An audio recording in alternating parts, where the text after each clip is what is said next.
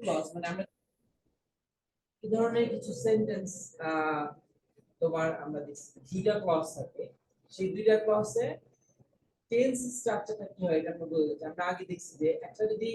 Past perfect হয় আর একটা কি হয় সিম্পল পাস্ট, আবার past perfect continuous simple past, future perfect continuous কি হয় সিম্পল প্রেজেন্ট। এই তিনটা জিনিস আমরা দেখছি, রাইট? সো এই তিনটা জিনিস একসাথে যদি বোঝার চেষ্টা করি, the patient have died before the doctor died. তোমার বুঝতে পারে না যে একটা ডাক্তার একটা হসপিটালে ভর্তি আছে, ওই ডাক্তারের যে পেশেন্ট সেও ভর্তি আছে, তখন তুমি কি বলবা? ওই যে করোনার সময় তাই পেশেন্টটা মারা গেছে, ডাক্তার কে কখন মারা গেছে? এখানে কে মারা গেছে আগে, পেশেন্ট না ডাক্তার? যেটা আগে হয় সেটা নাকি কে পেশেন্ট আগে মারা গেছে, ডাক্তার বলতে আপনি কে মারা গেছে দেখি বলো কথা। আছে না যে মাঝে মাঝে কথা কি বলতে হয়, দেখি বলতে হয় না দেখি বলতে হয়। তো তোমার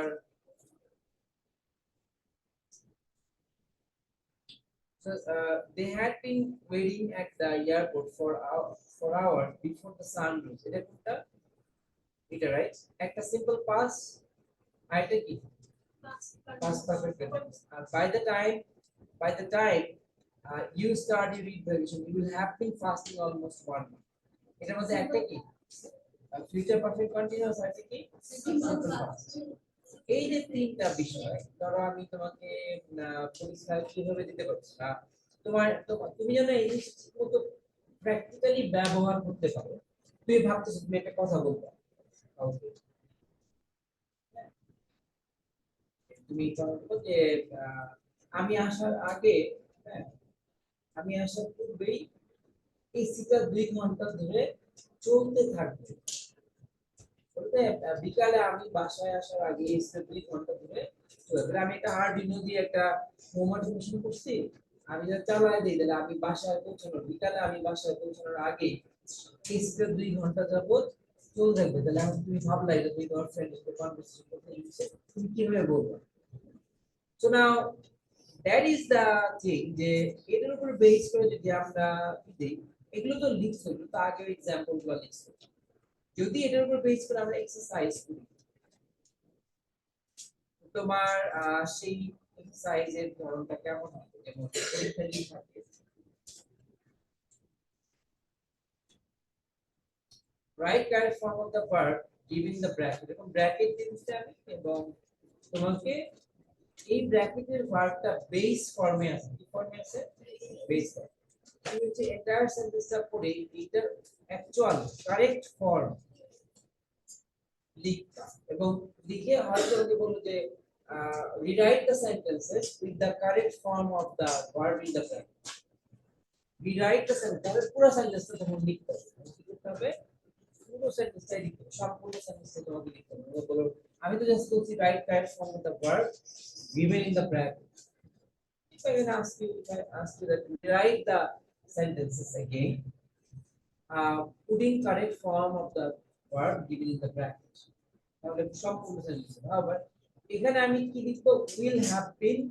practicing, এটা লিখে নাও, এটা লিখে নাও, হ্যাঁ।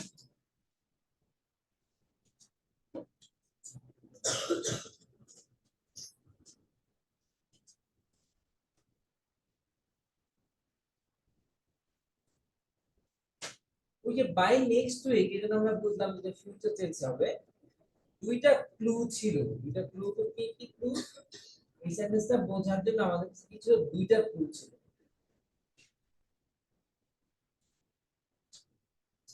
একটা হচ্ছে এটা which gives us an idea that এটা হচ্ছে একটা ফিউচার টেন্স হবে, বাট এই আইডিয়াটা আমাদেরকে বলে দিচ্ছে যে ফিউচারে কোনটা হবে।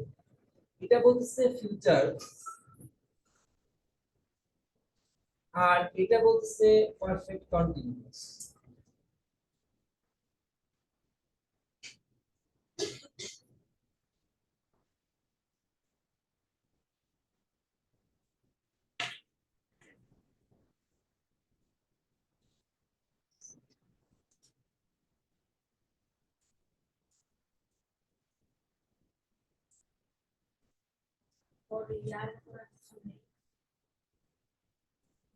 আগে উপরে সেন্টেন্সটা দেখো প্রশ্নটা আছে কি জলদি করে বলো আমি পারবো প্রমিস প্রমিস প্রমিস পাক্কা প্রমিস প্রমিস আমাদের তো দাও যায়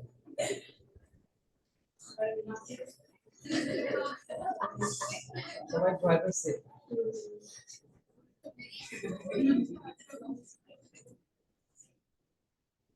বাই নেক্সট খেয়াল করতে ব্যাপারটা যে কোনটা ক্লু ছিল তোমার জন্য এখানে যখন দুইটা ভার্ব আছে by the time they complete the project they will have been working on it for a year but এটা তুমি পাস দিয়েও করতে পারো আমি প্রেজেন্ট আর ফিউচার দিয়ে করতে পারি আর বিকজ এখানে বোঝার উপায় নাই যে এটা কি ফিউচার হবে নাকি প্রেজেন্টের হবে নাকি পাস্টের হবে প্রেজেন্ট হবে না পাস্ট হবে না ফিউচার হবে একটু মনোযোগ দিই দুই নাম্বারটা কেন এটা দুই রকমই হতে পারে by the time they dash the project they dash on it for a year তাহলে by the time they complete the project they will have been working on it for a year আমরা বুঝছিলাম যে will have been working যেহেতু একটা time duration আছে on it for a year তার মানে আমি যে will have been working on it তাহলে এখানে will দিলে এখানে কি দিব সিম্পল প্রেজেন্ট আর আমি যদি বলি যে they had been working on it for a year কিন্তু রং না রং কি সেক্ষেত্রে এখানে past tense দেই তো এন্টায়ার সেন্টেন্সটা অর্থপূর্ণ হয় কি by the time they completed the project they had been working on it for a year অতীতকালের জন্য আমি বলতে পারি এমন কথা যে যে মুহূর্তে তারা প্রজেক্টটি প্রকল্পটি শেষ করতে পেরেছিল ওই সময় পর্যন্ত তারা প্রায় 1 বছর ধরে কাজ করতেছে হইতে পারে না এই কথাটাই কোনো অযৌক্তিক বা অর্থহীন যে মুহূর্তে তারা ধরো কোনো একটা প্রকল্প শেষ হয়ে গেছে গত বছরে আমরা সেটা নিয়ে আলোচনা করতেছি এবং আমি তাদের প্রকল্পের কথা বললে তোমরা বলে স্যার তখন ওদের প্রকল্প যখন শেষ হলো তখন ওদের প্রকল্পের বয়স কত ছিল আমাদের যখন ওরা প্রকল্পটা শেষ করেছিল তখন ওরা প্রায় 1 বছর ধরে কাজটা করতেছিল এটা ইংলিশ কি হবে by the time they completed the project they had been working on it for a year বুঝতে পারছি তার মানে কি এটা ফিউচারে হয় আবার কি পাস্টে হয় প্রেজেন্ট শুধু হবে রাইট কি হবে না প্রেজেন্ট হবে না এই কন্ডিশন প্রেজেন্ট দরকার নেই এটা ভবিষ্যতের ক্ষেত্রে দরকার হয় আর এটা হলো কি অতীতের ক্ষেত্রে দরকার হয় বর্তমান ক্ষেত্রে দরকার হয়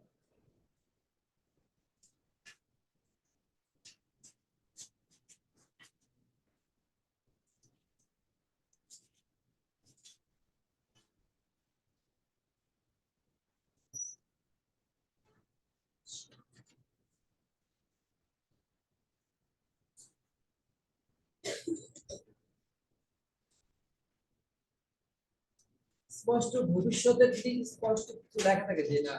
ফিউচারটা স্পষ্ট লেখা আছে তখন ডিফারেন্ট রাইট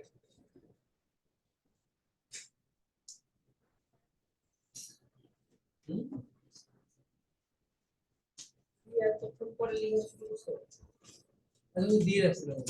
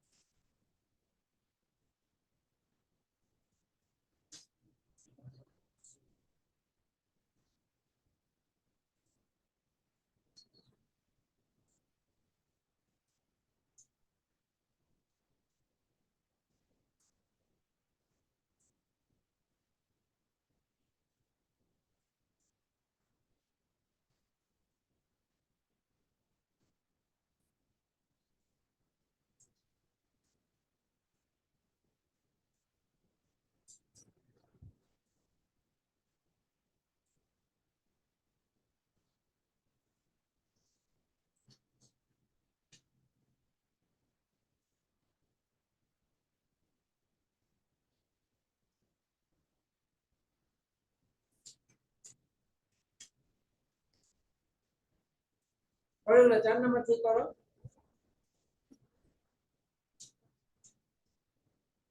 4 নম্বরের आंसर কি হবে?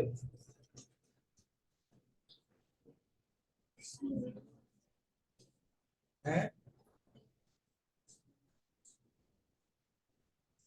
4 নম্বরে কি হবে आंसर?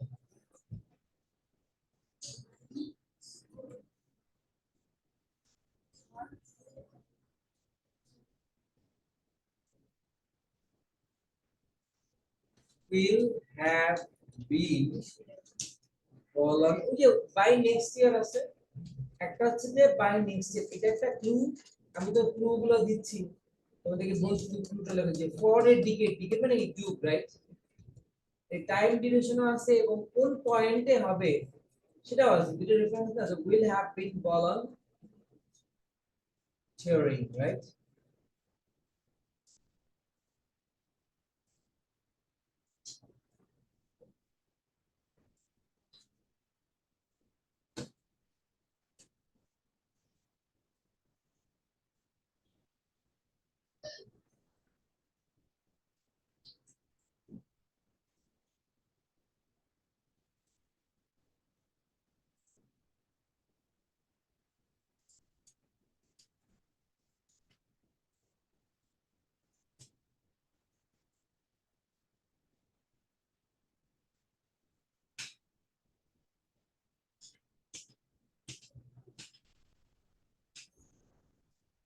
চারটাই করো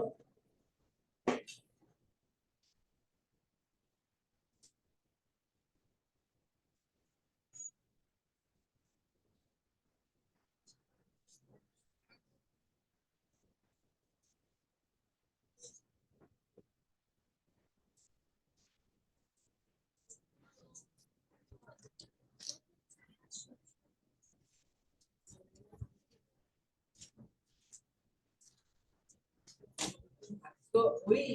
যে एग्जाम থাকবে সেখানে তোমার 15 মার্কসের মানে এখন তো তোমাকে আর স্টোরি আমি নানা নানা স্টোরি দিলাম তো রাইট এখন স্টোরি রাইটিং এর জন্য সেট স্টোরি যে স্টোরি রাইটিং এর জন্য তোমাকে আর 20 মিনিট সময় বরাদ্দ দেওয়া হবে 12 মিনিট হবে রাইট 12 মিনিটে একটা সিক্সেস স্টুডেন্ট যারা তোমার রিসার্চ করছো 3 মাস 4 মাস থেকে বড় বলে করছো রাইট তোমার 12 মিনিটে তুমি তোমার যদি আগে থেকে মেমোরাইজ করা যাবে মেমোরাইজ টপিক হয় তোমার at least তো তোমার 12 মিনিটে তুমি 200 ওয়ার্ডস লিখতে পারবে মানে 200 ওয়ার্ডস না লিখলে 150 ওয়ার্ডস কোনো প্রবলেম নাই না 12 মিনিটে 150 ওয়ার্ডস এর বেশি নাই মানে 30 25 40 এরকম নাম্বার 1 নাম্বার 2 হচ্ছে তোমার 40 মার্কের মধ্যে হয়তো 12 মার্ক 14 মার্ক থাকবে স্টোরিটা এখন তোমার গ্রামারের প্রশ্ন যেমন transitive verb intransitive verb identify করতে পারো না ভুলে গেছো ভুলে গেছো নাকি ভুলে গেছো ভুলে গেছো কিসের উপর বেস করে কিসের উপর বেস করে করে কি অবজেক্ট ও পাশে আনসার দিছে রাখতে পায় আনসার দিছে মানে রাফি ভাই বা কাজিন কাইজন ও দাদার বাড়ি বা দাদার বাড়ি চলে গেছে আমাদের দিবে তো আবার তোমার ও ইয়েস তোমার confident to feel confident dental dent বলো কি হবে নাম্বার 5 নাম্বার কি হবে By the time customer they will know এইটা পাস্ট আছে সিম্পল পাস্ট আছে সিম্পল পাস্ট না ক্লজ দুটো ক্লজ তো দেখতে হবে যে ক্লজ আছে এখানে তো ক্লজ ছিল না ভার্ব ছিল কি কোনো এটা ক্লজ এটা পাস্ট এটা কি হবে পাস্ট পারফেক্ট কন্টিনিউয়াস কি হবে had been sailing এই জিনিসগুলো আমি খুব স্লোলি করাচ্ছি যে আমি এটা ক্লাসে বলছি তারপর আমি আজকে টপিকটা নিয়ে আসছি টাইটেল যে ওকে what is the essentially interdependence of tense while the matter of things that the structure of the whole sentence having two clauses তো সংক্ষেপে বলতে two clause structure মানে একটা পাস থাকলে একটা পাস পারফেক্ট বা পাস পারফেক্ট হলে তুমি কি লিখবা পাস লিখবা তাহলে না কথা বলার জন্য মুখে হাত দিও রাখ মুখে হাত 5 মিনিট আছে রাইট ওকে হ্যাঁ খেয়াল করো সো এদিক দেখো, এই খেয়াল করো, the students had been studying for the exam for weeks before they কি হবে felt, কারণ কি এটা past perfect continuous আছে, এখানে অবশ্যই কি হবে সিম্পল পাস, তাহলে কি হবে সিম্পল পাস কি হবে feel থেকে felt, they dash dinner when I arrived, একটা পাস আছে জানো, একটা সিম্পল পাস আছে, had been eating, had আমি যখন পৌঁছালাম তখন তারা খাচ্ছিল, they had been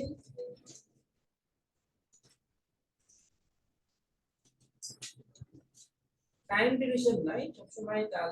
লেখা যায় কিন্তু অর্থ বুঝতে হবে when I write, বুঝতে পারছো? She practiced yoga every day this month.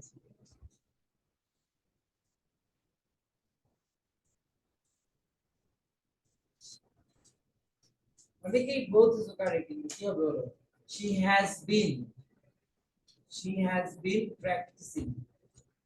ওইটা আমাদের প্রত্যেক দিন যে কাজটা করছে এই মাসে, তার মানে বর্তমান সময়টাকে বোঝাচ্ছে, আর কোনো কন্ডিশন নাই,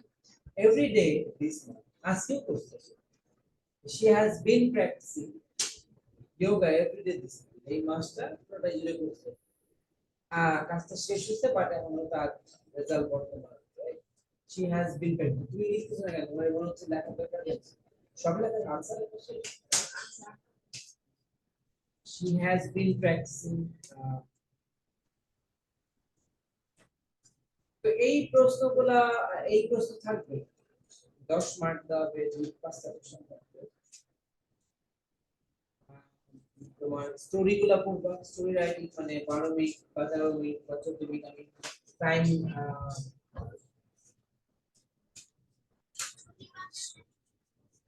oh yes, thank you very much,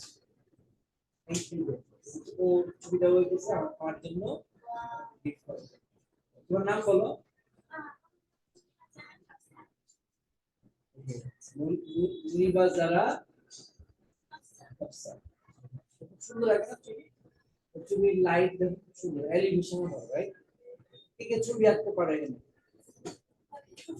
ছবিটা তোমাদের মধ্যে কেমন হচ্ছে, ভালো হয় না, খুশি কেমন হচ্ছে, তুমি ছবিটা চাও কি, মানে ভালো দেখাইলেও না ভালো ভালো না। তুমি কি এর মধ্যে গিফট চাচ্ছ নাকি, না। হ্যাঁ? তুমি একটা ছবি আমাকে দিতে পারো। ঠিক আছে। আর কি যেন হাত তুললাম, থ্যাংক ইউ, সুন্দর ছবি, তুমি হাত তুলবে না, তাহলে তুমি দুজন দুজন ছবি তুলো, ছবিগুলো আমি বাদ হয়ে আর যাবে, সিলেবাস ওরা করতে করতে শেষ। এই ছবি আঁকতে কিছুক্ষণ লাগবে, 1 ঘন্টা সময় লাগবে, ওকে, না না এরকম একটা ছবি,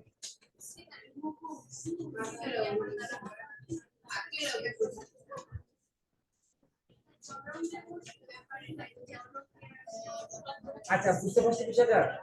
তাহলে সিলেবাসে যে বিষয়গুলো আছে, যে টপিকগুলো আছে সব পড়তে হবে, সব জায়গা থেকে আমি 5 মিশালি কোশ্চেন করব, মানে আমি প্রাইমারি অক্সিলারি মডেল অক্সিলারি থেকে যদি তোমাদের কোনো কিছু পড়ানোর সাথে সিলেবাস কনজুগেশন অফ ভার্বস কি জিনিস অনেকে বলতে পারে না, আজকে বলো কনজুগেশন অফ ভার্ব কি, ভার্বের ফর্ম, আমরা এই যে টেন্সের মধ্যে টেন্স করলাম এবং টেন্সের আজকে যেমন dual clause two clause structure করলাম, ট্রান্সলেশন দিয়ে করতে রাইট, ক্লাসিফিকেশন, তুমি সাধারণ বাংলা কথা ইংলিশে বলতে যে ভাবনা করো, তুমি ট্রান্সলেট করতে পারো, তুমি ভাবনা করতে পারো, আমার ক্ষুধা লাগছে ভাবনা করছি, তো বাট এটা বলতে পারছো না, আই এম হ্যাংরি রাইট, বলতে পারছি, so story writing important because it ensure যে তুমি কিছু জিনিস করতে বাধ্য থাকবা, বিকজ এইবার তোমার খাতা দেখে তোমার ইংলিশ খাতা দেখে প্রত্যেকটা বিষয়ে আমি প্রত্যেকটা সময় দরকার বিস্তারিত মন থেকে বাইরে